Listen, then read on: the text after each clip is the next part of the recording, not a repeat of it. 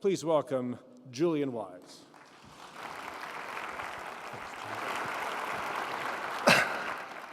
What did you do to me, Jim?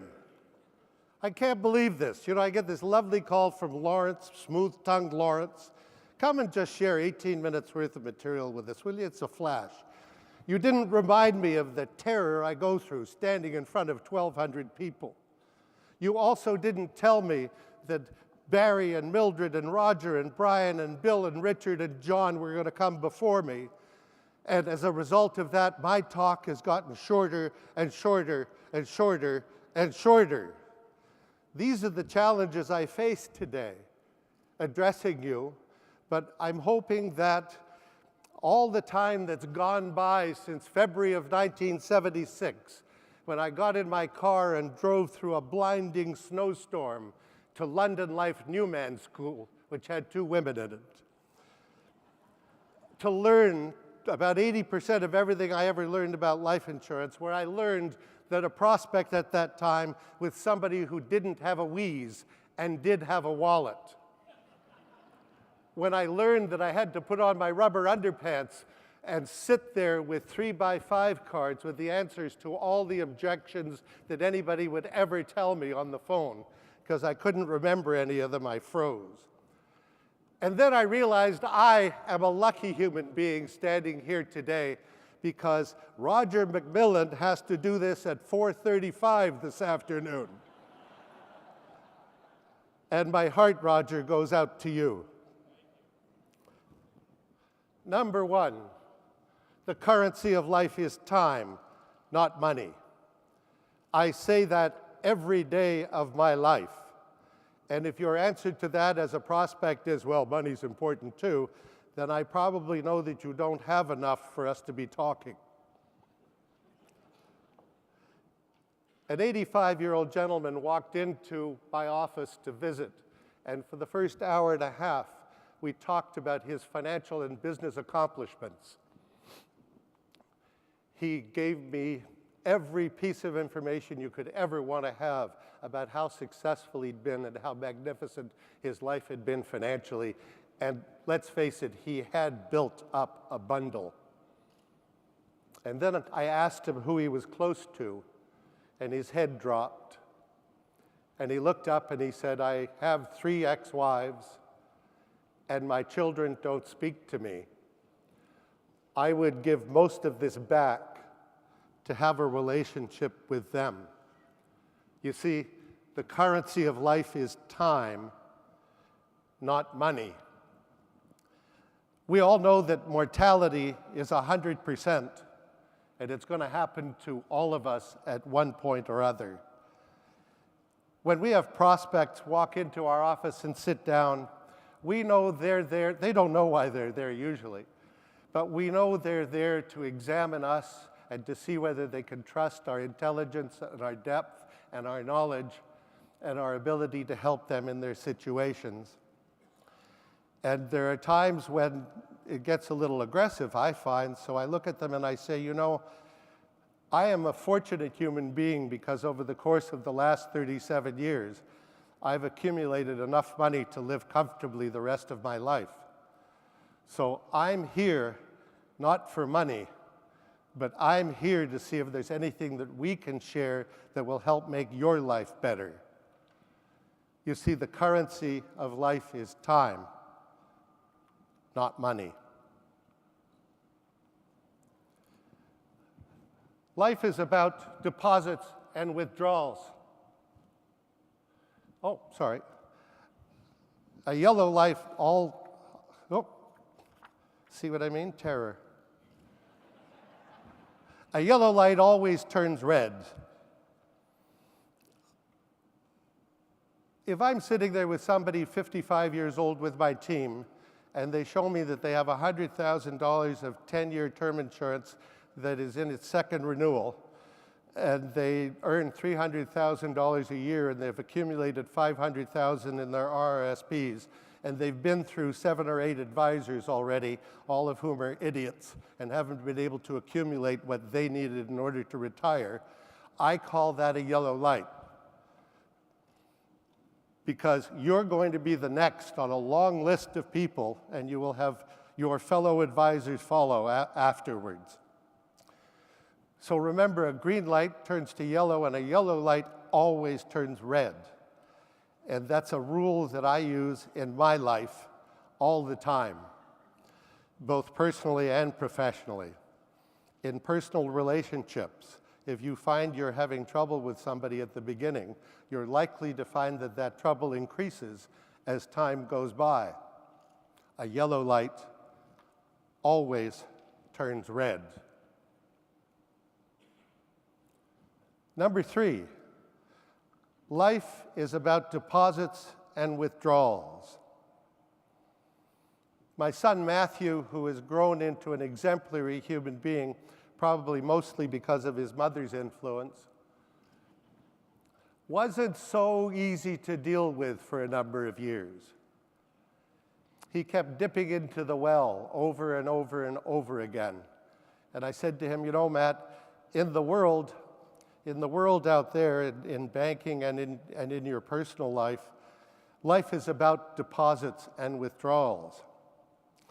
You cannot continue to make withdrawals after withdrawal after withdrawal when there's nothing left. You have to turn around and make deposits. And I think all the speakers here today are making enormous deposits. And the people who formed Caillou, Jim, and that whole wonderful group made a huge deposit to our industry. And the people who work tirelessly and free to support Advocates and the $1 Million Roundtable and other organizations are making their deposits in life. So life is about deposits and withdrawals.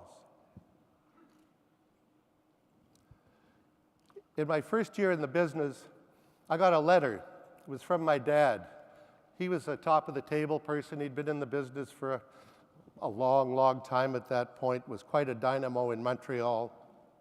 And it arrived on his letterhead at the top. It said, Nicholas E.M. Wise. And it had 3 lines on it. Number 1, keep your income high. Number 2, keep your expenses low. Number 3, pay your bills on time.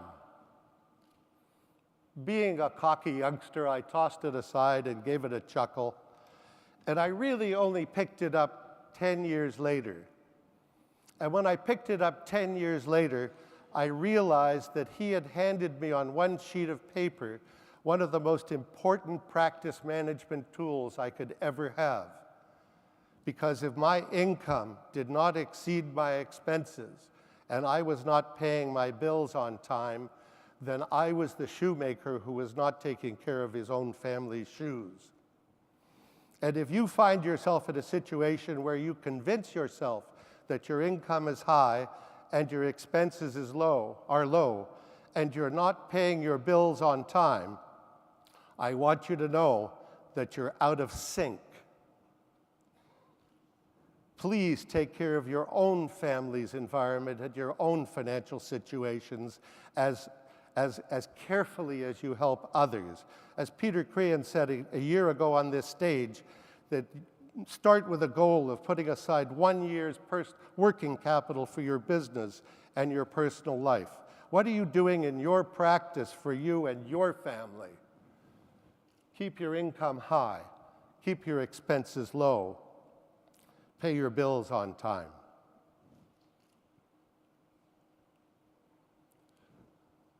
This doesn't happen that much anymore in my practice, but for years, I would have people tell me, I can't stand life insurance. I can't stand critical illness insurance. It's all garbage. It's designed to make insurance companies wealthy. And I would sit there and say, I agree. I agree. I agree. I agree.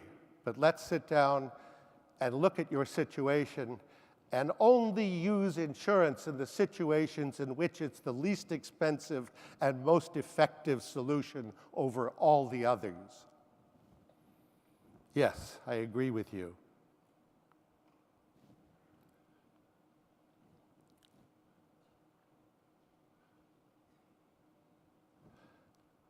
Number 6, tell stories to illustrate what you mean. I use the example of that 85-year-old man.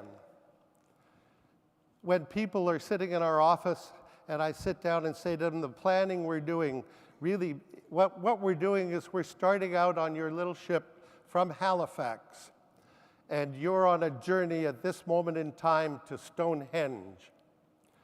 Our goal along this journey, there are going to be winds, there are going to be mechanical failures, there are going to be winds behind you, winds against you, there are going to be storms, there are going to be beautiful days. As you make this journey crossing the ocean to get to the point in your life when you will have the riches to live for the rest of your life without the need to work, your goals and objectives may change. But as we make that journey together, let us sit to chart your course at least once a year. At least once a year. Or the story of my own life. Yes, I understand that there's a dilemma with making a decision over whether you choose this short-term coverage, which is very inexpensive, in fact, deceptively inexpensive, or whether you solve this problem with long-term coverage, which appears to be much more expensive, but if you're going to need it for more than 17 years, is the more practical approach. You know, I had that dilemma too. So I split my insurance into 50% long-term and 50% short-term way back when I started. In hindsight, I should probably have done more of it long-term, because now I realize I'm going to live longer and outlive the short-term solution. Tell stories to illustrate what you mean. Barry, in his talk, said that you should be as excited about service as you do the sale. I have a little tip for you that can help you with that. We don't look on service as service. We sit back and say, how are we going to create experiences for our clients? Because giving service is just like filling the milk can. Creating experiences is when you help people transform their lives and look at them in different ways. So when a client calls and has an issue, we don't say, oh, it's no problem to solve that. We say, that's what we do for important clients like you. So if you take the word service out of your vocabulary and you replace it with the word experience, look at all your processes to see how you would be able to create experiences for your clients, not just deliver service.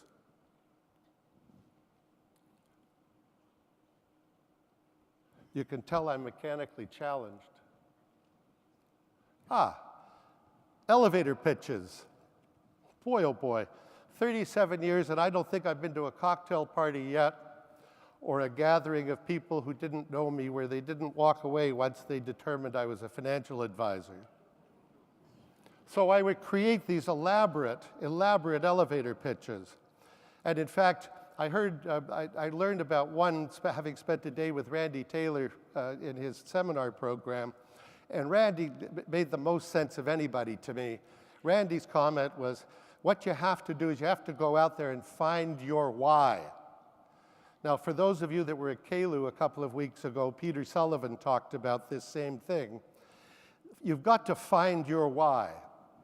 As a clue to finding your why, well, Martin Luther King did not stand up in front of all those people and say, I have a plan.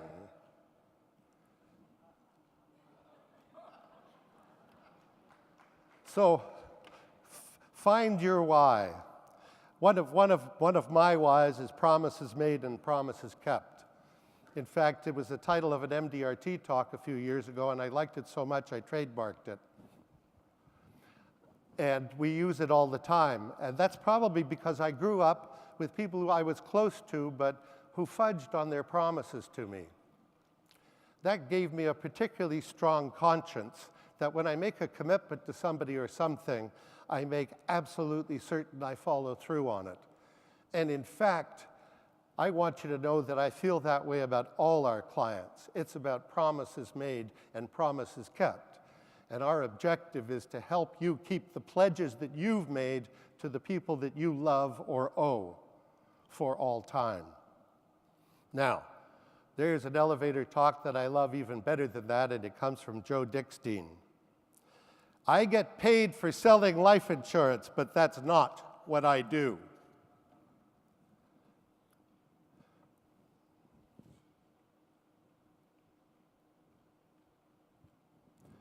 This business is not a science, it's an art. Yes, you have to know the technical side of this business, and you have to know it well. And given my limited capability at that, I fortunately surround myself with people who are brilliant and have a pile of degrees after their names and actually really do know what they're talking about with those degrees. So I'm very fortunate in that sense. But beyond that little piece of science, this whole thing is an art. And it's about the art of building relationships. It's about the art of creating a problem so it's bigger than the solution is.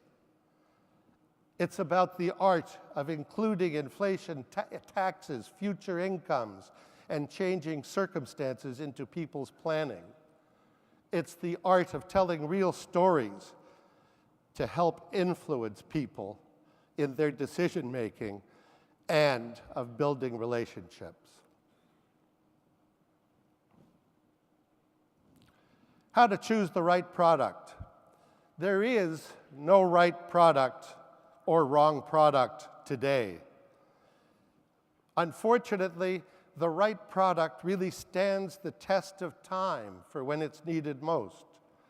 So it's only in 15 or 20 years that you're going to know what the right product is.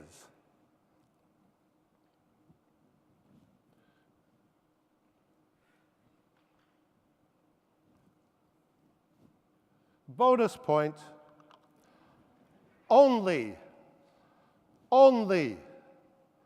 25 years ago, I was sitting in front of a doctor in his office and I said, your insurance problem is in the neighborhood of $3 million. And I called the office and I said, hi, this gentleman would like a quick answer to the problem. Could you tell me what it's going to cost? And my partner at the other end said, holy jumping Jesus, it's $983 a month. God, where are you, Julian? And I looked up at him and I said, with all the calm I could summon, it's only going to cost you $983 a month. And he looked at me and said, is that all? Those are my 10, those are my 11. Lawrence Ian Geller, Serge Terrien, Jim Ruda, and Joe Dickstein for your help. Bless you for doing this. God bless my wife Dinah in heaven for my past, my wife Nandita to help me see that I have a large future, and my operations manager Kim Sevcik, who's with me today, for making sure I'm on time with the things I need to be on time with and where I'm supposed to be when I'm supposed to be. And thank God for the thousands of people in the world who share so that everyone grows. Thank you.